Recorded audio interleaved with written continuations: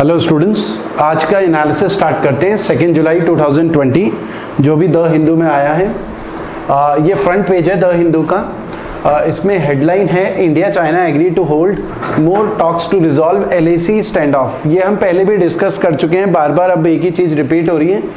LAC line of actual control है, ये हम पहले भी डिस्कस कर चुके हैं कि 15 जून को गैल्वन वैली में, पहले भी डिस्कस कर चुके हैं, गैल्वन वैली में इंडिया और चाइना के सोल्जर्स के बीच में हाथापाई हुई थी, जिसमें 20 इंडियन सोल्जर्स की डेथ हुई थी और 43 से ज़्यादा, रिपोर्ट्स के हिसाब से 43 से ज़्यादा चाइनीज सोल्जर्स की डेथ हुई है। तो उसी को लेकर कमांडर लेवल की टॉक्स लगातार चल रही है, ठीक है। LAC के में जो स्टैंड ऑफ है, ताकि वहाँ पर पीसफुली सारी चीज़ें हो सकें, तो रोज़ टॉक्स हो रही हैं, तो राउंड पे राउंड हो रहे हैं टॉक्स के। तो उसी को लेकर यहाँ पर लिखा हुआ है India and China agree to hold more talks to resolve LAC standoff. उसके अलावा इंपॉर्टेंट न्यूज़ क्या है? Pakistan increases troops at LOC। Pakistan ने भी LOC के पास, लाइन ऑफ कंट्रोल के पास 20,000 ट्रूप्स वहाँ पर इकट्ठा कर लिए हैं। तो पाकिस्तान और चाइना मिलकर इंडिया को फंसाने की कोशिश कर रहा है, ठीक है। तो ये एक और न्यूज़ है इंपॉर्टेंट जो रही कल। उसके अलावा Modi quits Chinese social media site, China की सोशल मीडिया साइट, वहाँ पर वीबो करके एक सोशल मीडिया साइट है, वीबो, मोदी जी ने उसे क्विट करा। ये आपको पता होगा कि चाइना में फेसबुक, व्हाट्सएप, ट्विटर, ये सभी चीज़ें बैन हैं चाइना में। चाइना की अपनी सोशल मीडिया साइट हैं, चाइना में गूगल भी नहीं चलता, वहाँ पर चाइना में अपनी सोशल मीडिया की साइट्स हैं। और वहीं की सोशल मीडिया की साइट एक वीबो करके है, जिसमें मोदी जी का अकाउंट था, जिसमें ज़्यादातर उसमें जो मोदी जी के ट्वीट्स थे वो चाइना के प्रेसिडेंट को कॉन्ग्रेचुलेट करने को लेकर है, उनके फेस्टिवल्स को कॉन्ग्रेचुलेट करने को लेकर हैं। लगभग 115 पोस्ट थे, 115 पोस्ट थे, तो सारे पोस्ट डिलीट हो गए। मोदी जी ने क्विट करा। एक प्रोसेस है, VIP अकाउंट जब वीबो से डिलीट करना हो तो पूरा प्रोसेस फॉलो करना होता है। जब हमने 59 चाइनीज ऐप बैन करी, उसके बाद कुछ टाइम के बाद मोदी जी ने वीबो क्विट कर लिया था। प्रोसेसिंग में थोड़ा सा टाइम लगा, कुछ घंटे लगे। उसके बाद अब मोदी जी का अकाउंट वीबो में, चाइनीज सोशल मीडिया ऐप में नहीं है, ठीक है। तो ये भी एक न्यूज़ में रहा। उसके अलावा न्यूज़ में था GST revenue plunges to 41% in the first quarter. Q1 का मतलब है Q1 का मतलब है जब फाइनेंशियल ईयर स्टार्ट होता है, अप्रैल मई जून। तो 41% रेवेन्यू ड्रॉप रहा। अगर हम लास्ट ईयर से कंपेयर करें तो 41% रेवेन्यू कम रहा पिछले क्वार्टर के मुकाबले। तो Q1 में रेवेन्यू 41% ड्रॉप रहा। ये एक बड़ी न्यूज़ रही, क्योंकि इकोनॉमिक एक्टिविटीज़ बिल्कुल डाउन थी कोरोना की वजह से, ठीक है। मार्केट में स्टैग्नेशन आ गया था, तो 41% GST कलेक्शन डाउन रहा। तो ये भी एक न्यूज़ थी इम्पॉर्टेंट। उसके अलावा हमारे पास फर्स्ट जो पेपर है, हेडलाइन में रहा Priyanka asked to vacate government bungalow. Priyanka Gandhi जो है 1997 में इन्हें अलॉट हुआ था, गवर्नमेंट बंगला अलॉट हुआ था, ठीक है, लोधी रोड में 1997 में अलॉट हुआ था। और ये इन्हें बंगला मिला था क्योंकि SPG सिक्योरिटी थी, special protection group, SPG security इन्हें मिली हुई थी। SPG सिक्योरिटी मिला करती थी जो भी प्राइम मिनिस्टर हैं, और या जो फॉर्मर प्राइम मिनिस्टर हैं, या उनके इमीडिएट जो फैमिली मेंबर्स हैं, उन सबको SPG सिक्योरिटी मिला करती थी। जैसे अगर हम बात करें कि राजीव गांधी, इंदिरा गांधी, ये फॉर्मर प्राइम मिनिस्टर हैं, तो इमीडिएट फैमिली मेंबर्स की बात करें तो प्रियंका गांधी राजीव गांधी की डॉटर है, राहुल गांधी उनके सन हैं, और सोनिया गांधी वाइफ है। तो इन सबको SPG सिक्योरिटी मिला करती थी। लगातार 1991 के बाद से इन्हें मिल रही थी। लेकिन अब SPG एक्ट में चेंजेस करे हैं भारत सरकार ने, और ये कहा है SPG सिक्योरिटी केवल और केवल प्राइम मिनिस्टर्स को मिलेगी, ठीक है। और जो फॉर्मर प्राइम मिनिस्टर हैं उनके इमीडिएट फैमिली मेंबर्स को केवल 5 साल के लिए मिलेगी। मतलब कोई प्राइम मिनिस्टर आए तो अगले 5 साल तक ही उनके प्रीवियस फैमिली मेंबर्स को, फॉर्मर PM को, उनके फैमिली मेंबर्स को मिलेगी, 5 साल के बाद नहीं मिलेगी। तो इस रूल से राहुल गांधी, सोनिया गांधी, प्रियंका गांधी इन एलिजिबल हो गए। एसपीजी सिक्योरिटी को लेकर, क्योंकि राजीव गांधी की बात करें तो राजीव गांधी की डेथ हो गई थी 1991 में, तो उसके बाद से उनका कोई भी फैमिली मेंबर प्राइम मिनिस्टर नहीं रहा है।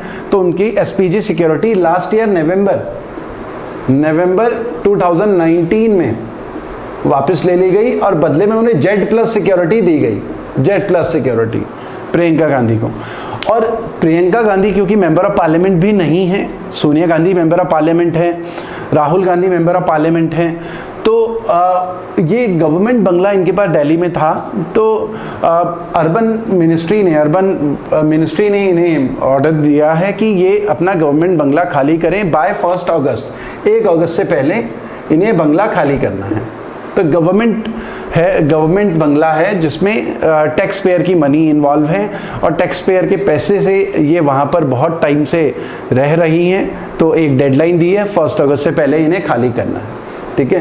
तो ये भी एक न्यूज़ रही। बस आपको ये पता होना चाहिए कि एसपीजी सिक्योरिटी जो है अब केवल प्राइम मिनिस्टर्स और फॉर्मर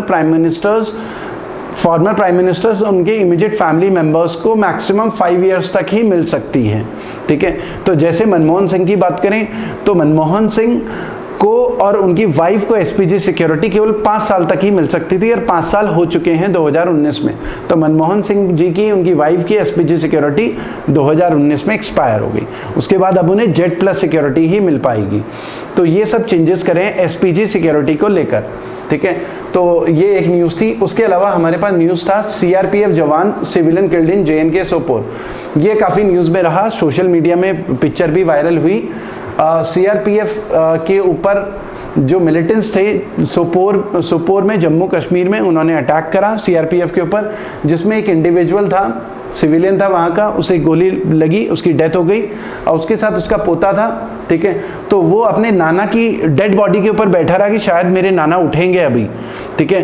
तो ये सोशल मीडिया में फोटो जो है वायरल हुई और फिर ये जो सोल्जर है, जो सीआरपीएफ का जवान है, उसने उस बच्चे की जान बचाई क्योंकि वहाँ पर लगातार फायरिंग चल रही थी, ठीक है।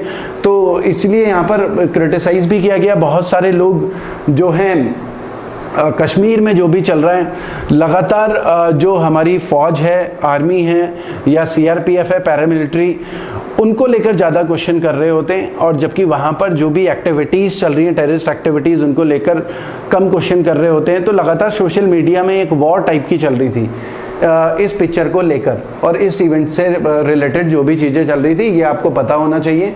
उसके अलावा जो इम्पोर्टेंट है, independence day event red fort, इस बार ज़्यादा कोई बहुत बड़ा अफेयर नहीं होने वाला। 15 अगस्त रेड फोर्ट में जो भी होगा, बच्चे पार्टिसिपेट नहीं करेंगे, ठीक है। उसके अलावा 6 वर्कर्स किल्ड, ये फ्रंट पेज में था। तमिलनाडु का पावर प्लांट में बॉयलर ब्लास्ट हुआ, तो ये भी एक न्यूज़ थी, ठीक है। तो ये हमने थोड़ा थोड़ा डिस्कस करा कि फ्रंट पेज में जो भी न्यूज़ में रहा। नेक्स्ट आते हैं, हाँ, ये एडिटोरियल है द हिंदू का, जिसमें बोला है police reform and crucial judicial actor.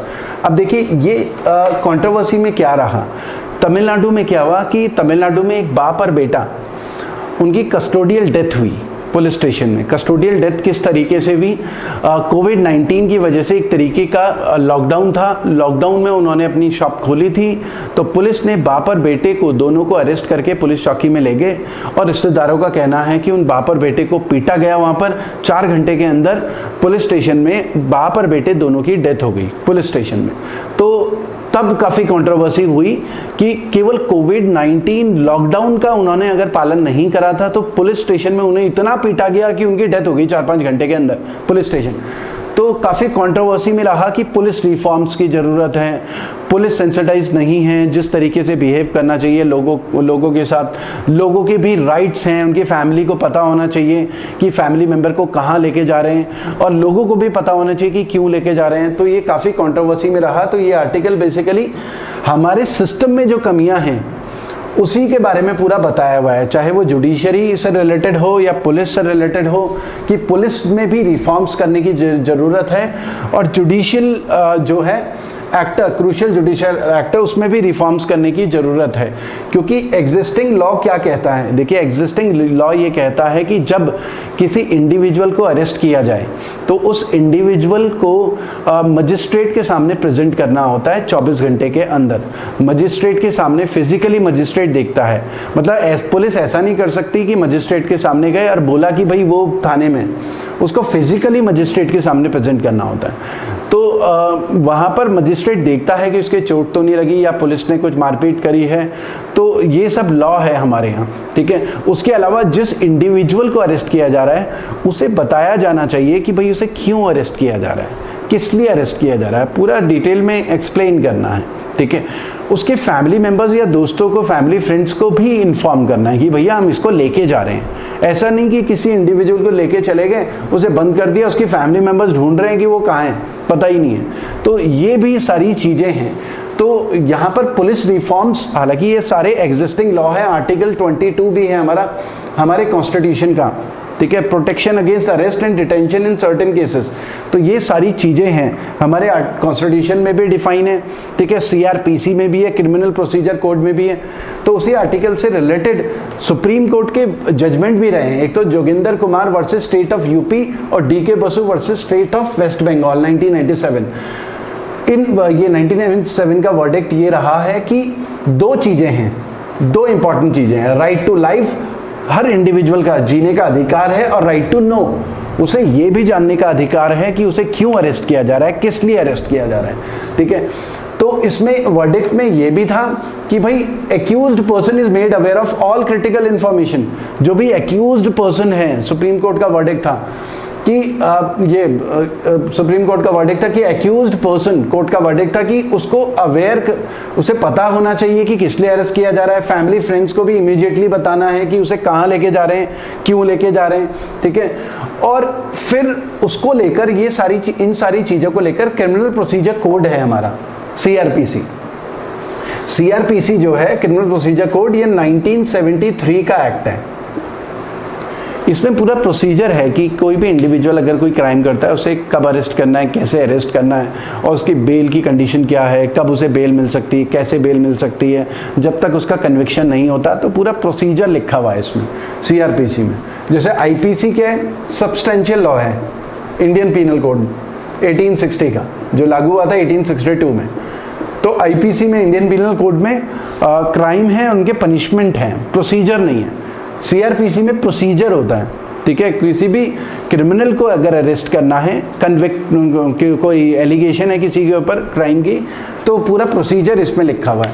तो सीआरपीसी में अमेंडमेंट किया गया 2008 में, ताकि एक लीगैलिटी इसे मिल सके, right to life and right to know, ताकि वो वकील कर सके एक्यूज्ड, ठीक है, उसकी फैमिली मेंबर्स को पता हो।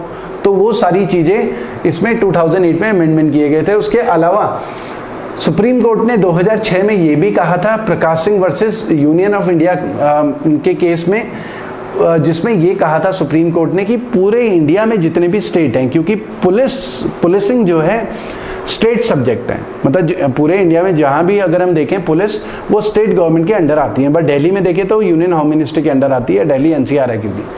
तो पुलिस रिफॉर्म्स करने की ज़रूरत है बहुत बड़े लेवल पे, तो सुप्रीम कोर्ट ने ये कहा था। लेकिन अगर हम देखें तो बहुत ज़्यादातर स्टेट्स ने ऐसे कोई चेंजेस करे नहीं हैं लॉ में, पुलिस रिफॉर्म्स नहीं करे हुए हैं। तो उसी को लेकर ये आर्टिकल था कि पुलिस रिफॉर्म्स करने की ज़रूरत है। तो ज़्यादातर ये कंट्रोवर्सी में रहा। तमिलनाडु में जो जुडिशियल कस्टोडियल डेथ हुई थी पुलिस स्टेशन में, तो उसको लेकर ये लगातार न्यूज़ में रहा। उसके अलावा देखिए स्टूडेंट्स, हमारा एक इक्वेशन आईएएस ऐप है जिसमें हम सारी डिटेल में सारे टॉपिक्स वगैरह भी डिस्कस करते हैं। उसके अलावा यूट्यूब चैनल इक्वेशन आईएएस है, इसको आप सब्सक्राइब कर सकते हैं, लाइक कर सकते हैं। उसके अलावा हमारा फ्री टेलीग्राम ग्रुप है जिसमें हम स्टडी मटेरियल वगैरह, वीडियो वगैरह पोस्ट करते रहते हैं। एसएससी के लिए भी एक हमारा टेलीग्राम ग्रुप है, तो उसको आप ज्वाइन कर सकते हैं। उसके अलावा हमारा कंप्लीट कोर्स, वीडियो लेक्चर्स हैं, स्टडी मटेरियल हैं, मॉक टेस्ट हैं, वो सारा के सारा हमारा ऐप में अवेलेबल है। नेक्स्ट आते हैं, striking a blow against Assamese inclusive ethos. अब ये क्या चीज़ है? अब आपको ये पता होना चाहिए कि आसाम में क्या प्रॉब्लम है। आसाम में ज़्यादातर प्रॉब्लम क्या है कि माइग्रेंट्स बहुत सारे वहाँ पर आ चुके हैं अंदर। तो आसाम में ये प्रॉब्लम चली आ रही है आज़ादी के बाद से। तो वहाँ पर बांग्लादेश से बहुत सारे माइग्रेंट्स आसाम में घुस चुके हैं। जैसे अगर हम देखें, मेघालय हाई हिल एरिया है, तो वहाँ से आसाम की तरफ, मेघालय की तरफ ना जाके आसाम की तरफ घुसना ज़्यादा ईजी होता है। तो जो आसामीज़ स्पीकिंग लोग हैं, आसामीज़ लैंग्वेज बोलने वाले जो लोकल लोग हैं, ये माना जाता है कि जो आसामीज़ लैंग्वेज बोल रहे हैं वो लोकलाइट हैं। अब बहुत सारे बंगाली स्पीकिंग लोग घुस चुके हैं, मान लिया बंगाली स्पीकिंग आसाम में। और ये बंगाली लोग कहाँ से आए? जैसे बांग्लादेश से आए, वेस्ट बंगाल की तरफ से, तो वो सब आसाम में घुस चुके हैं। तो अब प्रॉब्लम क्या है, यहाँ के लोकल लोगों को लग रहा है कि ये बाहर के लोग हैं बंगाली स्पीकिंग, तो इनके बीच में लगातार क्लैशेस चलते रहते हैं। इसी वजह से वहाँ पर NRC की प्रॉब्लम आई थी, national register of citizen. Assam accord भी साइन हुआ था 1985 में, ठीक है। ये आपका होमवर्क है कि आसाम एकॉर्ड क्या है 1985 का। ये आप कमेंट बॉक्स में डाल सकते हैं आसाम एकॉर्ड के बारे में 1985, ठीक है। तो ये आप कमेंट बॉक्स में ज़रूर डालिएगा, आसाम एकॉर्ड से रिलेटेड डेटा सर्च करिए और जो इम्पोर्टेंट फैक्ट्स हैं वो कमेंट बॉक्स में पोस्ट करिए, ठीक है। तो आसाम एकॉर्ड भी हुआ था, NRC की भी बात हुई थी, national register for citizen. Assam में आइडेंटिफाई करना था वहाँ की कौन लोकल लोग हैं और कौन फॉरेनर्स हैं आसाम में जो बांग्लादेश से घुस चुके हैं, ठीक है, ताकि उन्हें बाहर किया जाए। अब आसाम में प्रॉब्लम क्या है, अगर हम देखें 1971 के सेंसस के हिसाब से आसामी लैंग्वेज बोलने वाले लोग लगभग 68% थे। अब 2011 का डेटा देखें तो 48% रह चुके हैं, लगभग 63% से 48% लगभग रह चुके हैं। तो आसामी लैंग्वेज बोलने वाले लोगों का नंबर घटता जा रहा है। ये ऐसा इसलिए है क्योंकि बेसिकली अगर मैं बोलूं फॉर एग्जांपल, ये 60 लोग हैं, ये 40 लोग हैं, ठीक है। आसाम में 100 लोग रहते हैं, 60 लोग आसामी स्पीकिंग लोग हैं, 40 बंगाली स्पीकिंग लोग हैं। अब क्या है कि माइग्रेंट्स आ रहे हैं बहुत सारे, मान लिया 40 और माइग्रेंट्स आ गए तो टोटल हो गए 80। तो अब 140 में क्या हुआ कि 60 ही आसामी लैंग्वेज बोलने वाले लोग रह गए, तो उनका परसेंटेज कम हो गया। तो बेसिकली इनका नंबर तो उतना ही है, लेकिन माइग्रेंट्स इंक्रीज होते जा रहे हैं, तो वहाँ पर क्लैशेज हो रहे हैं लगातार। तो इसलिए काफ़ी ये न्यूज़ में रहा और वहाँ की सरकार ने आसामी लैंग्वेज को प्रोटेक्ट करने के लिए एक कानून पास करा असम में, जिसमें 1st क्लास से 10th क्लास तक, up to 10th class Asami language compulsory हो जाएगी स्कूल में, ठीक है। तो एक कॉमन लैंग्वेज हो जाएगी पूरे स्टेट में, आसामीज़ लैंग्वेज। अब लेकिन ये आसामीज़ लैंग्वेज कहाँ कहाँ एप्लीकेबल होगी और कहाँ एप्लीकेबल नहीं होगी। तो वहाँ पर एक तो 6th शेड्यूल, हमारे कॉन्स्टिट्यूशन का 6th शेड्यूल है, तो 6th शेड्यूल में आने वाले जो ट्राइबल एरियाज़ हैं वहाँ पर वो लागू नहीं होगा। उसके अलावा एक बाराक वैली है आसाम में, वहाँ पर ये कानून भी लागू नहीं होगा बाराक वैली में। उसके अलावा बोडोलैंड आसाम के साउथ में एरिया है, बोडोलैंड काउंसिल, वहाँ क्योंकि ज़्यादातर बंगाली स्पीकिंग लोग हैं तो वहाँ भी ये लागू नहीं होगा। तो बेसिकली 3 जगह ये कानून लागू नहीं होगा। हमारे कॉन्स्टिट्यूशन के 6th शेड्यूल में जो भी ट्राइबल एरियाज़ आते हैं तो इन 3 जगह ये लागू नहीं होगा, बाकी सभी जगह आसामीज़ लैंग्वेज कंपलसरी हो जाएगी 10th क्लास तक। तो ये आर्टिकल बेसिकली यही लिखा हुआ है कि थोड़ा क्रिटिसाइज़ किया हुआ, क्रिटिकल आर्टिकल है आसाम गवर्नमेंट को लेकर कि ये लोकल नेशनलिज्म करके है, आसामीज़ को प्रमोट कर रहे हैं, माइनॉरिटी राइट्स का क्या है, तो वही सारी चीज़ें लिखी हुई हैं, ठीक है। और बंगाली स्पीकिंग लोगों के लिए तो कुछ है ही नहीं इसमें, तो बेसिकली वो उन्हें बुरा लगेगा कि भाई हमारे लिए नहीं है, अपनी लैंग्वेज को कैसे प्रोटेक्ट करें वहाँ पर, ठीक है। तो वही सब यहाँ पर लिखा हुआ है, तो दोनों तरफ से लिखे हुए हैं, तो ज़्यादातर ये क्रिटिकल आर्टिकल है, ठीक है। तो ये एक आपको आइडिया होना चाहिए। तो आसाम में आसामीज़ लैंग्वेज कंपलसरी हो गई है 10th तक, ठीक है। तो ये एक आर्टिकल था, काफ़ी न्यूज़ में रहा था ये। उसके अलावा ये हम पहले भी डिस्कस कर चुके हैं, प्रॉमिस एंड डिलीवरी। यहाँ पर बात हो रही है कोवैक्सीन, जो कोरोना की वैक्सीन है हमारी, पहली कोरोना की वैक्सीन, फर्स्ट कैंडिडेट वैक्सीन है। इसका ह्यूमन ट्रायल की परमिशन मिल चुकी है, ये हम पहले डिस्कस कर चुके हैं। DGCI से परमिशन मिली है, ICMR के कोलैबोरेशन में, ये सब हम डिस्कस कर चुके हैं। ये आपको पता होना चाहिए। कोविड-19 RNA बेस्ड, ये जो कोविड-19 है ये वैक्सीन है। RNA बेस्ड कोविड-19 एक वायरस है, ठीक है। RNA वायरस RNA होता है, तो RNA बेस्ड वैक्सीन है, ये आपको आइडिया होना चाहिए। ये हम पहले पूरा डिटेल में डिस्कस कर चुके हैं। कल के न्यूज़पेपर को जब हमने डिस्कस करा था उसमें पूरा हमने डिस्कस करा है डिटेल में, ठीक है। तो यहाँ पर प्रॉमिस एंड डिलीवरी की बात कर रहे हैं कि पूरी टेस्टिंग नहीं हुई है, लेकिन फिर भी हमें ये चेक करना है, क्योंकि गवर्नमेंट ने अप्रूवल दे दिया है ह्यूमन ट्रायल का, फिर भी हमें ये देखना है कि उसकी एफिशिएंसी और सिक्योर रहे, सेफ रहे, किसी के लिए रिस्की ना हो। तो इन बातों का भी ध्यान रखना है, क्योंकि हमें जल्दी है कि वैक्सीन जल्दी से मिल जाए, क्योंकि प्रॉब्लम्स बहुत सारी लगातार बढ़ती जा रही है कोरोना की वजह से, ठीक है। तो ये सब इस आर्टिकल में दिया हुआ है।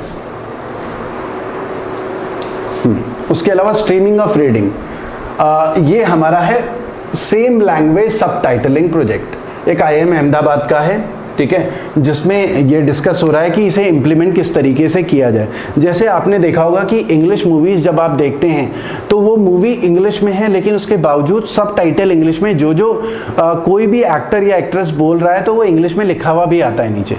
तो ये सब टाइटलिंग इसे बोलते हैं। सेम लैंग्वेज, इंग्लिश मूवी में इंग्लिश में ही लिखा हुआ है, इसीलिए कहते हैं कि इंग्लिश मूवी देखकर आपकी इंग्लिश इंप्रूव हो जाएगी, क्योंकि हम सुन भी रहे हैं और पढ़ भी रहे हैं, रीडिंग हैबिट भी इंप्रूव होती है। इंडिया में प्रॉब्लम क्या है कि हिंदी फिल्म में सेम लैंग्वेज में सब टाइटलिंग नहीं होती। हिंदी फिल्म में हिंदी डायलॉग है तो नीचे हिंदी में कुछ लिखा हुआ नहीं आता।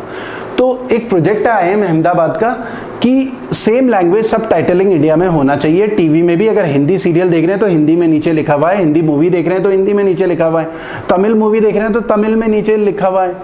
उससे क्या फ़ायदा होता है? उससे 3 फायदे हैं हमारे, मोटे मोटे 3 फायदे क्या है? एक तो रीडिंग लिटरेसी, रीडिंग हैबिट, क्योंकि सब टाइटलिंग हो रही है तो रीडिंग हैबिट हमारी इंप्रूव होगी, ठीक है। उसके अलावा दूसरा फायदा है deaf and hard of hearing people, जिन लोगों को सुनाई नहीं देता तो वो टीवी में जो भी बोला जा रहा है वो तो सुनेंगे नहीं, लेकिन अगर लिखा हुआ रहा है सबटाइटल तो उन्हें समझ में आएगा प्रोग्राम कैसे होगा।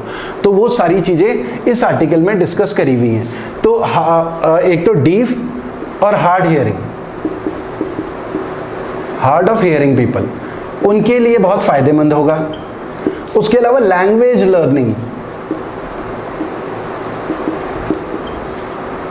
लैंग्वेज लर्निंग में भी बहुत फायदा होगा, हम लैंग्वेज भी प्रॉपर तरीके से सीख पाएंगे। तो इसलिए सेम लैंग्वेज सब टाइटलिंग काफ़ी इंपॉर्टेंट है। IIM अहमदाबाद इसमें पूरा एक रिसर्च कर रहा है, उसका इम्प्लीमेंटेशन होगा टीवी में भी और OTT platform, over the top platform जैसे अमेजन प्राइम हो गया या सोनी लिव हो गया। तो यहाँ पर पूरा का पूरा ये 2025 तक ये लागू करना है, 2025 तक, ठीक है।